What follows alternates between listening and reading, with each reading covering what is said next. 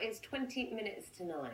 It's been described as a form of domestic violence, whether it's restricting a partner's money or not allowing them to have a bank account. A report today suggests that nearly 1 in 5 adults has been a victim of financial abuse. From the end of this month, a new law will give police the power to arrest someone for controlling and coercive behaviour. Kaylin has been telling the BBC about her former partner who manipulated her, leaving her in £25,000 of debt. It became more controlling. He wanted the money. He wanted to know how much was in my bank, how many hours I had worked to make sure it added up. If I didn't have the money, then he would become violent. I used to just give him the money to make him happy, and that put me in a lot of debt. When you hear domestic abuse, or that you think of violence or emotional, you completely forget about everything else, including money. And that is important because it's stripping you from, what your individuality. You get that taken away from you and you don't have a say on your money. Yes, that's Kaylin's experience there. Lisa King is from the charity Refuge, joins us now from our London newsroom. It's interesting hearing that account of that form of abuse. That's a first-hand account from Kaylin there. How widespread is it, do you think? Well, domestic violence is a huge issue, and financial abuse also. Refuge and the Cooperative Bank have recently done a very large study to identify that 1 in every 5 adults in the UK is experiencing financial abuse. So those are huge, huge numbers, with a third of those individuals suffering in silence.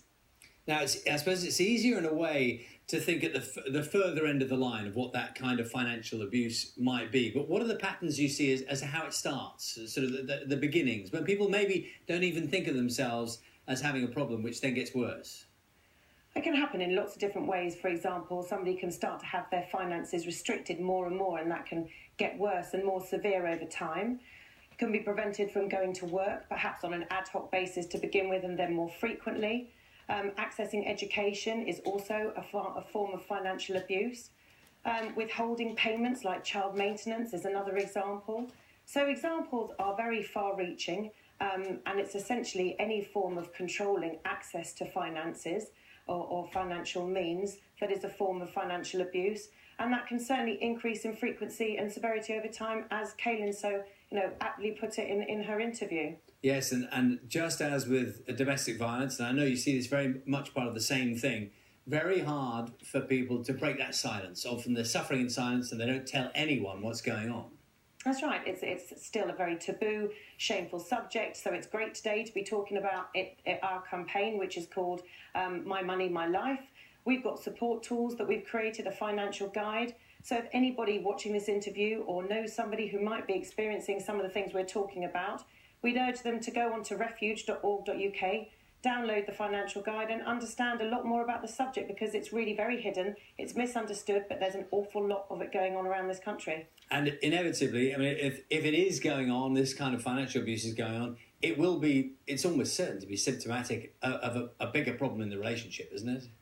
Yeah, financial abuse is often alongside other forms of domestic violence, and those can be far-reaching in other forms of control, the physical, the sexual, the emotional. Financial abuse can exist in its own right, and it is a form of domestic violence. And we would urge Refuge and the bank to anybody experience that today to reach out and get help. We're here to support. It's not okay. It's not acceptable. And please do get in contact. Lisa, thank you very much for your time this morning. That's Lisa King, who's from the charity Refuge.